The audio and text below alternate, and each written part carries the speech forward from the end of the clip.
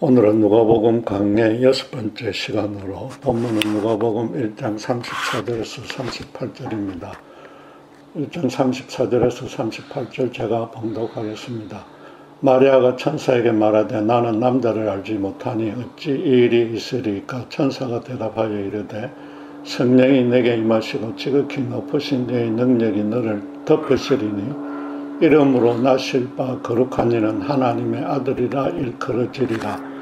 보라, 내 친족 엘리사벳도 늙어서 아들을 배었느니라.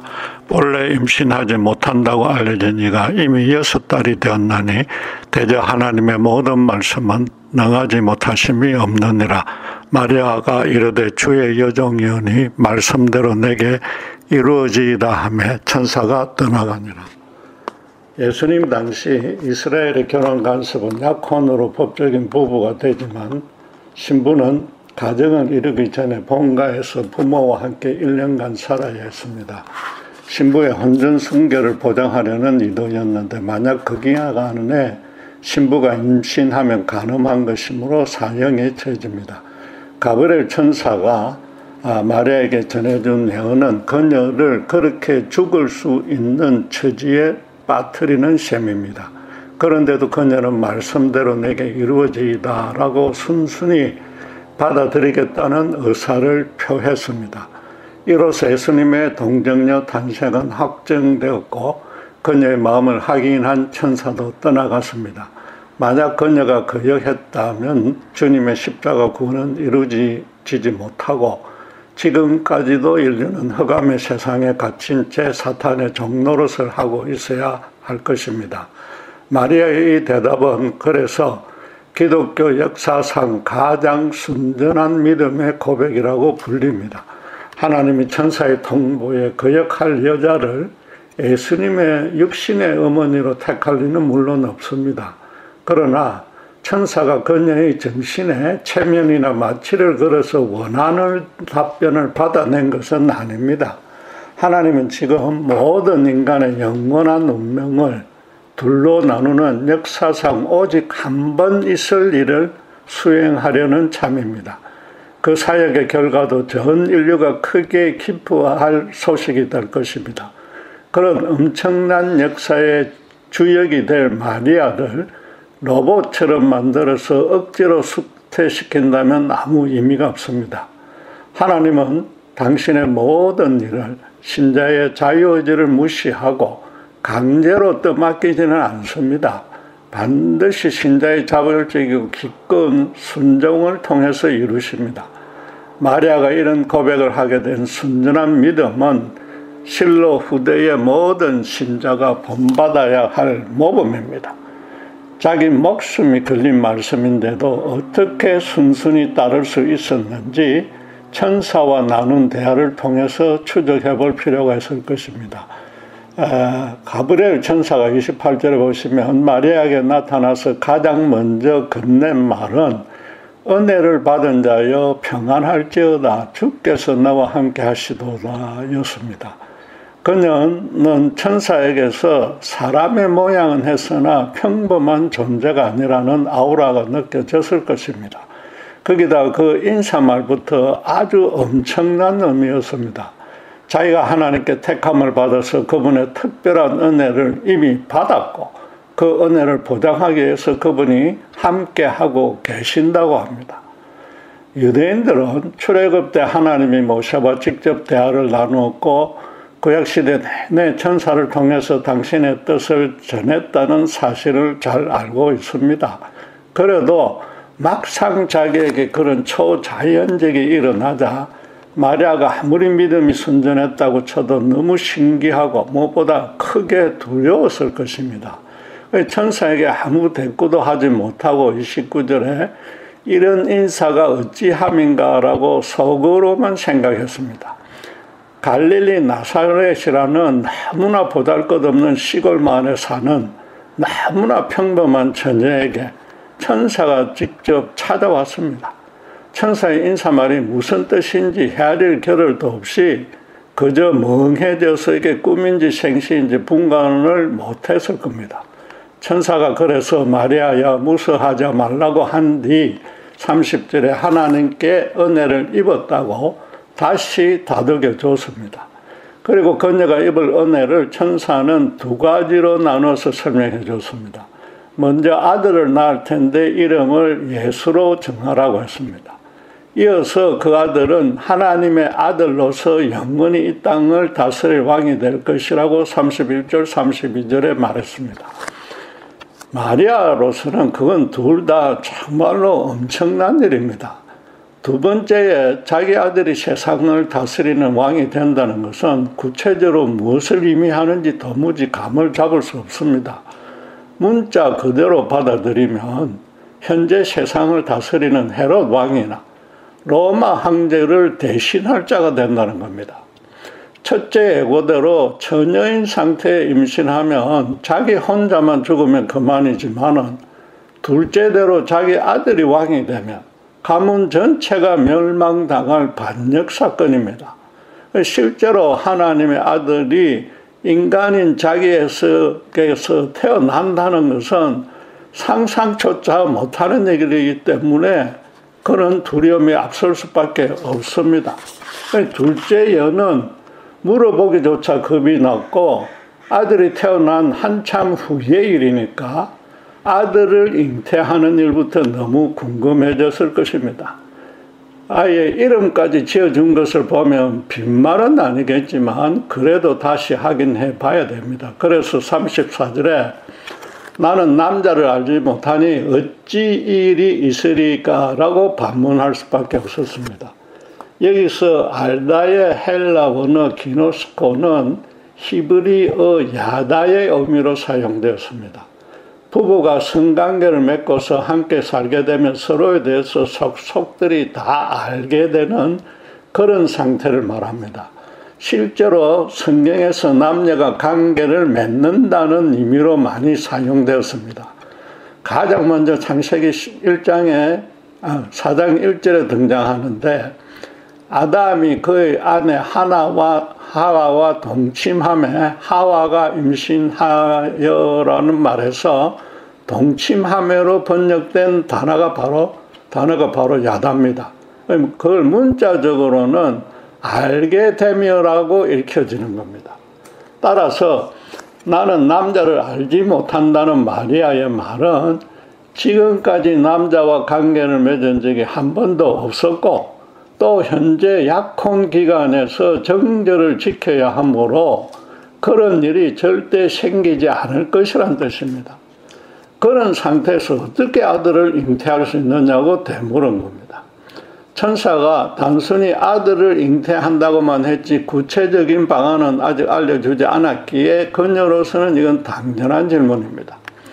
마리아의 반문에 대해서 천사는 성령이 내게 임하시고 지극히 높으신 이의 능력이 너를 덮으실 것이라고 답해 줬습니다. 성령을 통해서 하나님의 능력이 너에게 임하면 얼마든지 가능하다는 뜻입니다. 하나님의 능력이 너를 덮으실 것이라는 표현은 성경에 여러 번 나옵니다. 구약에서 시내산 정상과 또 성막과 성전에, 신약에서는 예수님이 변화산에 올랐을 때 하나님의 영광이 구름 같은 모습으로 완전히 덮었다고 묘사했습니다. 창조주 하나님의 권능이 너에게 충만히 역사할 것이므로 아들을 잉태하는 것은 전혀 문제가 안 된다는 것이므로 천사는 지금 같은 뜻을 2번 반복하며 강조했습니다.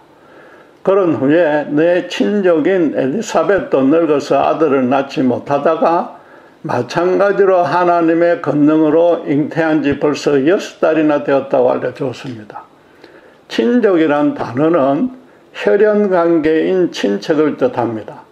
엘리사벳은 5절에 레위 지파의 아론 가문 출신이라고 밝혀졌으나 마리아의 가문에 대한 언급은 네 복음서 모두에 없으므로 남편 요셉을 통해서 추정해 봐야 됩니다. 남편 요셉은 마태복음 1장 20절 말씀대로 유다 지파의 다윗 가문 출신이었습니다.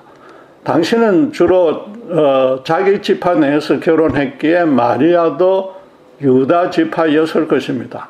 말하자면 마리아의 아버지 쪽은 유다 지파로 봐야 하므로 엘리사벳과 마리아가 친척이 되려면은 마리아의 어머니가 레위 지파여야 합니다. 역사적으로 확인된 증거는 없지만은 그래서 엘리사벳은 마리아의 애가 쪽 언니였고 요한도 예수의 이종 사촌형이었다고 추정하는 겁니다. 천사의 말은 네가 엘리사벳을 잘 알고 있으니까 이 예언을 믿지 못하겠다면은 당장 그녀를 찾아가서 하나님의 은혜로 임신하게 된 자초지종을 들어보라는 뜻입니다. 엘리사벳은 24절에 누가가 기록한 대로 노산이 부끄러워서 임신 사실을 친척들에게도 근 6달 동안 비밀로 붙였던 것 같습니다. 이 말이 거짓이라면 금방 들통날 것이므로 마리아는 이 천사의 통지를 이제 서서히 받아들이게 되었을 것입니다. 누가가 중복을 피하려고 생략했겠지만 지금 내가 너를 만난 것처럼 엘리사벳의 남편 사가랴 제사장에게도 성전에서 만나서 요한의 출생고지를 해줬다는 그런 말도 했을 것입니다. 의심나면은 그것조차도 사가랴에게 확인해보면 된다는 겁니다. 천사는 성령의 수태가 실현될 것이라는 가장 확실한 증거로서 엘리사벳의 예를 든 것이며 마리아도 천사가 떠나자 곧바로 찾아가서 그 사실을 확인했습니다. 그런데 유대인들은 아이가 출생하려면 아버지와 어머니와 성령 셋이서 협력해야 된다는 그런 사상을 가졌습니다. 생명의 주관자인 하나님이 역사해 주어야만 임신이 가능하다는 뜻입니다. 쌍둥이 자매라도 한 사람은 임신하고 다른 이는 평생 불임이 되는 경우가 종종 있기 때문입니다. 또 그래서 아이를 갖지 못하면 성령이 역사하지 않은 탓이니까 결혼해서 아이를 못 낳는 여인은 하나님의 저주를 받은 죄인이라고까지 매도당하는 것입니다. 천사가 지금 하나님의 능력이 너를 덮는다고 말하기 전에 성령이 내게 임한다는 말부터 해준 까닭입니다. 이어지는 하나님의 능력이 너를 덮을 것이라는 말도 아버지 요셉이 빠지는 부분을 하나님이 감당해 준다는 의미인 셈입니다. 마지막으로 천사는 대저 하나님의 말씀은 능하지 못하심이 없느니라고 확정적으로 선포했습니다. 폐경이 된 지 오래된 아브라함의 처 사라가 아들을 주신다는 하나님의 약속을 끝내 믿지 못하고 속으로 웃었습니다. 그러자 하나님은 창세기 18장 13절 14절에 아브라함에게 사라가 왜 웃으며 이르기를 내가 늙었거늘 어떻게 아들을 낳으리요 하느냐 여호와께 능하지 못할 일이 없겠느냐라고 선언했습니다. 모세오경을 해당해서 배우는 모든 유대에게는 이건 아주 익숙한 하나님의 말씀이고 또 그대로 믿었습니다. 천사로선 마리아가 믿을 수 있는 근거를 전부 말해 주었기 때문에 이제 공은 마리아에게 넘어왔습니다. 천사와 대면한 시간이 얼마나 걸렸는지는 모르지만 마리아는 처음에 놀라움과 두려움을 진정시킨 후에 천사가 하는 말을 주의 깊게 따져봤을 것입니다. 우선 천사가 이 작은 갈릴리 나사렛 시골 마을까지 찾아와서 자기를 꼭 집어서 만나 주었다는 사실만도 엄청난 기적이라고 여겼을 것입니다. 대화를 나누는 내내 천사에게서 뿜어져 나오는 영적 권능이 자기에게까지 전해졌을 것입니다. 하나님의 아들을 수태할 것이라는 예고를 들을 때는 자기도 모르게 큰 감격으로 온몸이 떨렸을 것입니다. 마지막으로 하나님께 능히 못할 일이 없다는 천사의 선언을 듣고는 성령이 그녀의 심령에 역사해서 순전하게 믿어졌을 것입니다. 천사는 약혼자 요셉과 빨리 혼인잔치하고서 가정을 이루라는 말은 전혀 하지 않았고 심지어 요셉의 이름도 입에 올리지 않았습니다. 기록에는 없지만 마리아가 앞으로 내가 어떻게 처신하면 됩니까? 라고 물었거나 속으로 또 그런 생각을 했을지 모릅니다. 마리아가 물어봤다면 천사는 내가 행할 바는 아무것도 없이 다만 순전한 믿음으로 가만히 순복만 하면 된다고 대답해 줄 것입니다. 마리아 혼자서 그런 걱정을 했다면 그 문제도 능히 못할 일이 없으신 하나님께 온전히 맡겨야 되겠다는 그런 생각이 들었을 것입니다. 실제로 마리아의 마지막 고백에 그녀의 순전한 믿음이 온전히 드러났습니다. 먼저 자신을 계집종이라고 노예라는 단어를 사용해서 최대한 낮췄습니다. 노예란 살고 죽음까지 주인의 처분에 맡겨야 하므로 자기 몸의 주권을 완전히 포기한 신분입니다. 주인이 시키는 대로 어떠한 주저함도 없이 자기 몸을 사용해서 곧바로 순종해야 됩니다. 마리아는 자신이 하나님 앞에서 그런 신분이므로 지극히 높으신 그분의 능력이 덮여지도록 그분께 자기 전부를 온전히 바치겠다는 뜻입니다. 이어서 말씀대로 내게 이루어지다라고 고백했는데 여기서 말씀이란 단어가 객관적인 진리를 뜻하는 로고스가 아닙니다. 자기에게만 개인적으로 주시는 하나님의 말씀이란 뜻인 레마로 표현했습니다. 지금 천사가 대언한 내용 전부가 하나님이 직접 자기 자신에게 주신 말씀이므로 그대로 순순히 믿고 따르겠다는 뜻입니다. 혹시 하나님이 시키는 일을 거역하면 죽을 텐데 누가 감히 그럴 수 있겠는가? 그녀의 믿음을 카톨릭처럼 너무 높여준다고 반발할 수도 있을 것입니다. 그러나 어떤 신자라도 하나님의 절대적인 명령을 직접 받으면 너무 두려워져서 적극적으로 순종하겠단 말이 그리 쉽게 나오지 않습니다. 단순히 그 말씀에 거역만 하지 않는 미숙한 믿음일지라도 하나님은 아주 기쁘게 받으시고 또 더 나아가서 온전한 믿음으로 자라게끔 모든 일을 주관해 주십니다. 마리아의 경우는 그런 미숙한 믿음도 아니었습니다. 사람들에게 간음한 불륜녀로 몰려서 돌에 쳐맞아 죽을 수도 있습니다. 우리 같으면 너무 두려워서 아무 말도 하지 못하고 사시나무 떨듯이 서 있었을 것입니다. 그러나 그녀는 최고로 자신을 낮추며 자기 개인에게 주시는 말씀으로 받겠다는 뜻을 분명한 문장으로 대답했습니다. 역으로 따지면 마리아가 순수한 믿음으로 순종할 태세가 되었다는 것을 확인하지 않고서 천사가 떠나갈 리도 없지 않습니까? 이 순전한 고백으로 마리아는 인간인 처녀가 하나님의 어머니가 되는 역사상 한 번뿐인 최고의 영광을 누리게 된 것입니다. 약혼녀 마리아가 성령으로 임신했다고 고백하자 요셉으로서는 당연히 의심할 수밖에 없었습니다. 그런데 하나님은 마태복음 1장 20절에서 25절 보듯이 그의 꿈에도 천사를 보내어서 마리아에게 통지한 그대로 계시해 줌으로써 그 의심을 완전히 제거시켜 주었습니다.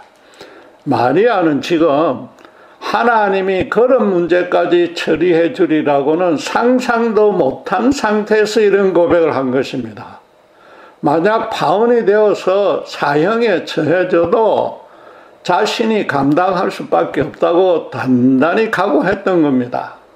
그런데 나중에 혼외 임신을 한 자신을 요셉이 순순히 받아주었고 또 꿈에 천사에게 계시받은 이야기도 전해 들었을 것입니다. 하나님이 자신의 목숨을 건 순종을 기쁘게 받으셨고 무엇보다 그 모든 일을 당신의 뜻대로 완벽하게 주관하고 계시다는 사실을 확인하고서는 그녀의 믿음은 더욱 견고해졌을 것입니다. 여러분, 지금까지 설명이 단지 마리아의 믿음만 칭찬하려는 의도가 아닙니다.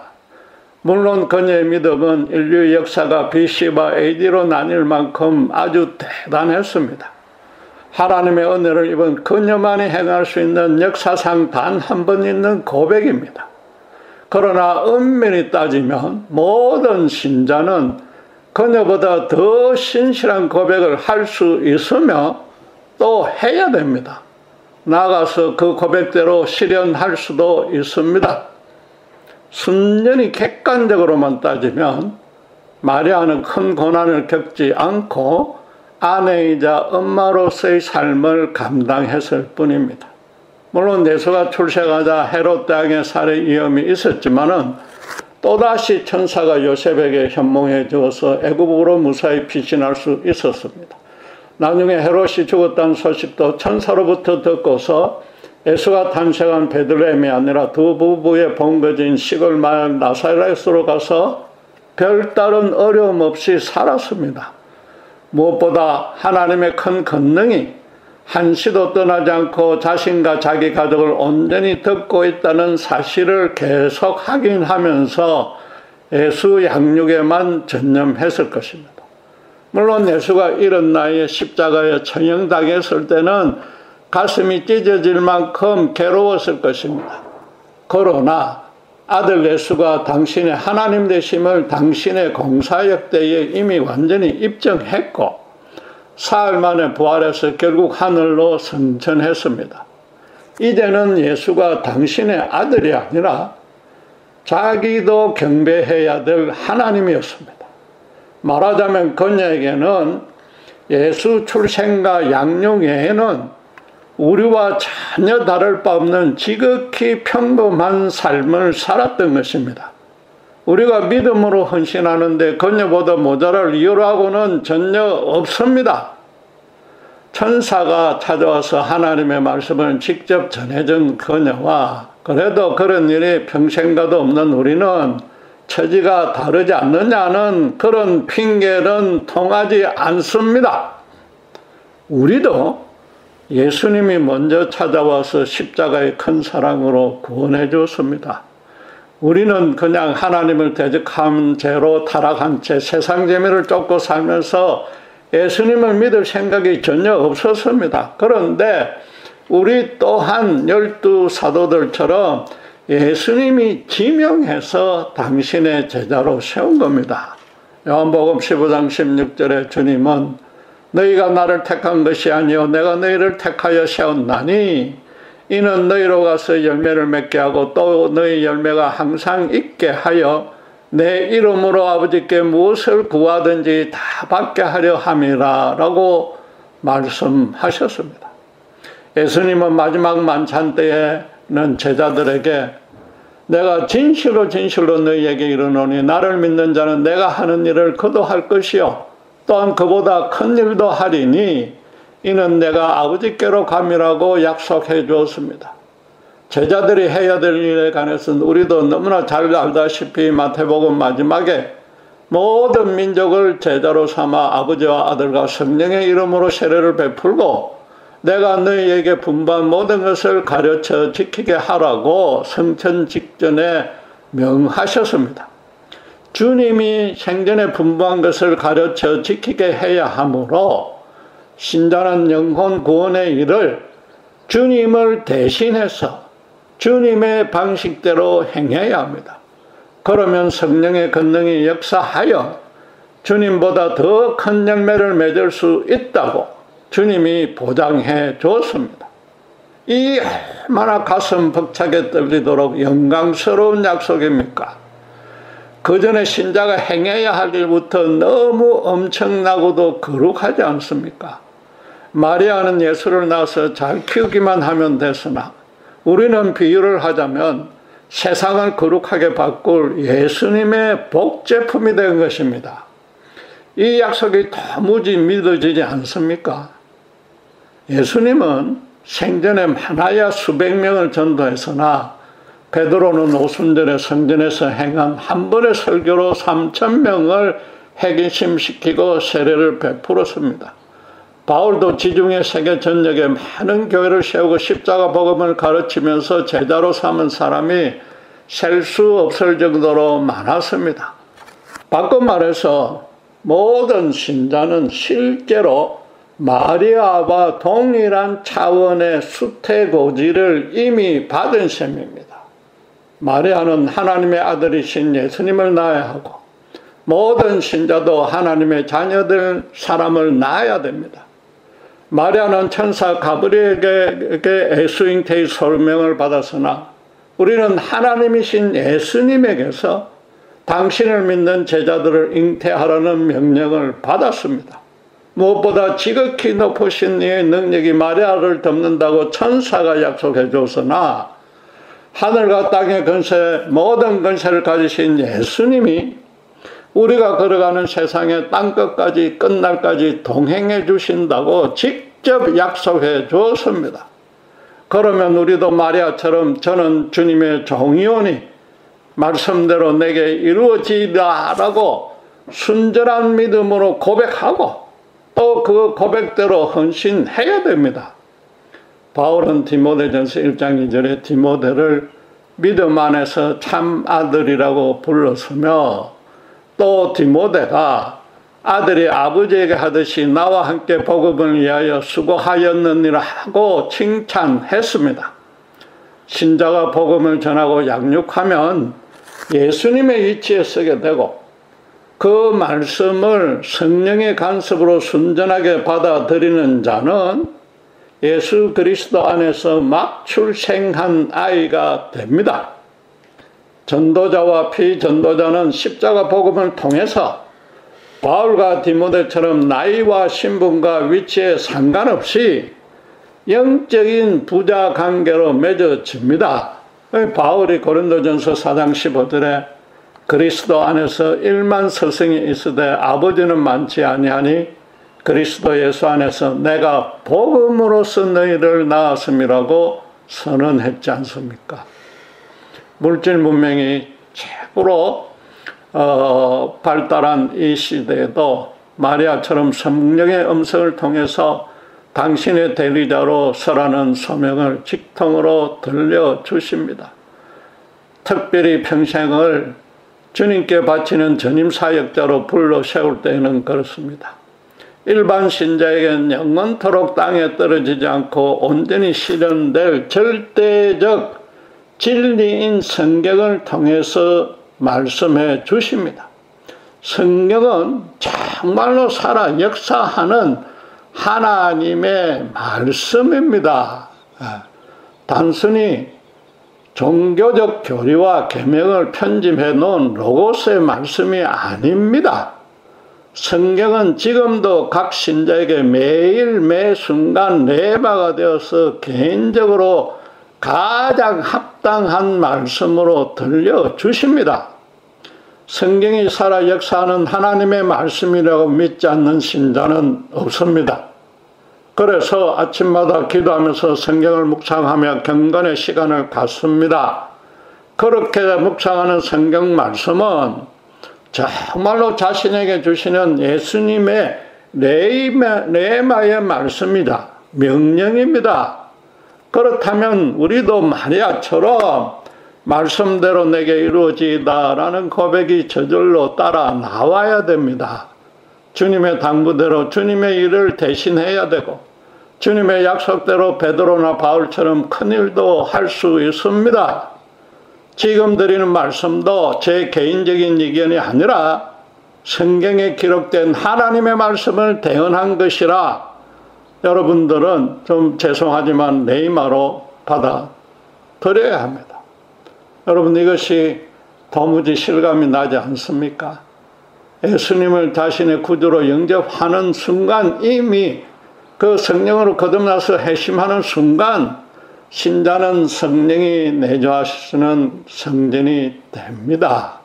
참말로 하나님의 권능이 우리를 덮어주신 것이며 그 뒤로 성령은 한순간도 떠나지 않으십니다.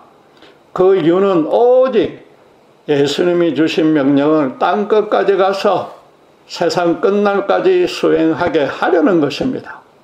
예수님이 당신의 대리자로서 신자를 이 땅에 남겨두면서 걸을 수 있는 권능을 입혀주지 않고 연약한 인간의 육신인 채로 신자를 버려두실 일은 절대 없는 것입니다. 만약에 그랬다면 우리 쪽에 책임은 없고 예수님은 그분의 죄송하지만 직무유기가 되는 겁니다. 여러분, 참으로 안타깝게도 많은 신자의 영적 실상이 이와는 거리가 좀 먼 것 같습니다. 지금 말씀은 어쩌면 생전 처음 듣는 가르침일 수도 있습니다. 정말로 솔직하게 많은 신자들이 기도하는 내용이나 심정을 살펴보면은 이럴 것입니다.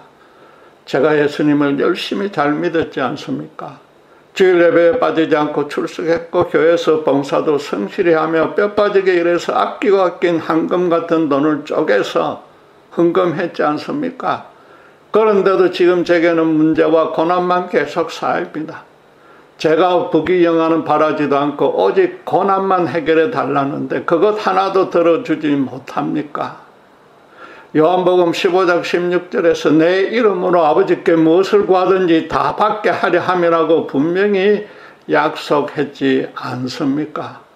물론 현재의 그 어려운 형편은 이해가 됩니다만은 주님이 당신의 이름으로 구하는 것을 다 들어주신다고 약속하면서 그렇게 하시는 이유를 요한복음 5장 17절에 너희로 서로 사랑하게 하려 함이라고 분명히 덧붙였습니다.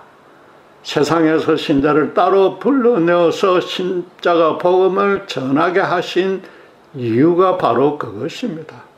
하나님을 진정으로 사랑하면 이웃도 진정으로 사랑해야 한다는 겁니다. 아니 십자가 복음으로 그 영이 새롭게 바뀐 신자는 자연히 하나님은 물론이고 이웃을 사랑하게 됩니다. 신자의 해야 할 일은 자기가 속한 모든 공동체를 예수님의 참사랑으로 서로를 섬기는 그런 형제 자매들로 연합하게 만드는 겁니다. 주님이 베드로나 바울처럼 당신보다 큰 일을 할 수 있다고 해서 모두가 사역자가 되어야 되고 또 딴 것까지 가라고 해서 모두가 오지의 선교사가 될 필요는 없습니다. 주님이 가르치신 말씀대로 자기가 서 있는 땅에서 그 처한 환경에서 소금과 빛의 역할을 하면 됩니다. 최소한 세상 사람들 앞에서 착한 행실을 하여서 그들로 하나님께 영광을 돌리게 하면 되는 겁니다. 단순히 착하게 살라는 것이 아니라 신자답게 세상과는 전혀 다른 방식으로 거룩하게 삶으로써 이웃으로부터 역시 예수 믿는 분은 달라도 너무 다르고 그래서 나도 예수님을 알고 싶고 또 믿고 싶다는 말을 들으면 되는 겁니다. 마리아에게 주님은 그 두려운 동정녀 탄생을 위해서 함께 위로하고 격려할 친족 엘리사벳을 붙여주었습니다. 무엇보다도 인자한 남편 요셉을 만나게 해서 예수님을 함께 양육하게 해 주었습니다. 그녀가 믿음으로 말씀대로 이 일이 내게 이루어지다라고 자기 전부를 주님께 의탁했기에 그대로 잘 이루어지도록 그 후에 모든 여건과 사람들을 하나님이, 예수님이 합력해서 선으로 이끌어 주신 겁니다. 마찬가지로 우리에게도 우리만 행할 수 있는 복음 전파의 일을 맡겨주십니다. 또 그에 적합한 환경에 처하게 해주면서 주변의 동력자들도 붙여주십니다. 세밀히 잘 살펴보면 바로 곁에 복음을 전하고 자신의 착한 행실로 하나님께 영광을 돌리게 만들 이웃을 발견할 수 있습니다. 우리가 행해야 할 바는 오직 하나뿐입니다.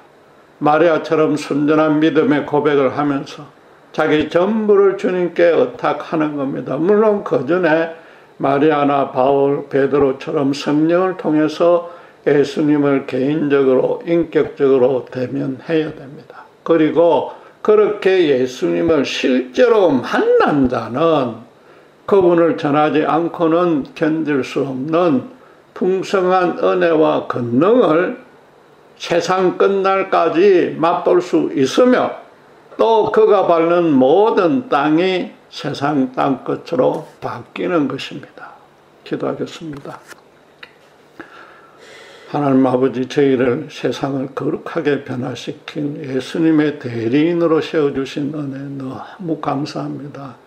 마리아처럼 인간으로서는 최고로 영광된 직분을 받았사오니 항상 두렵고 떨리는 마음으로 성령의 권능에 온전히 의탁할 수 있도록 인도해 주시옵소서. 베드로나 바울처럼 충성 헌신하기를 원하오니 십자가 복음의 강체가 우리 주변에 우리를 통해 비쳐나갈 수 있도록 천국 가는 그날까지 우리를 마음껏 들어 사용하여 주시옵소서. 감사합니다. 우리 주 예수 그리스도 이름으로 기도드렸습니다.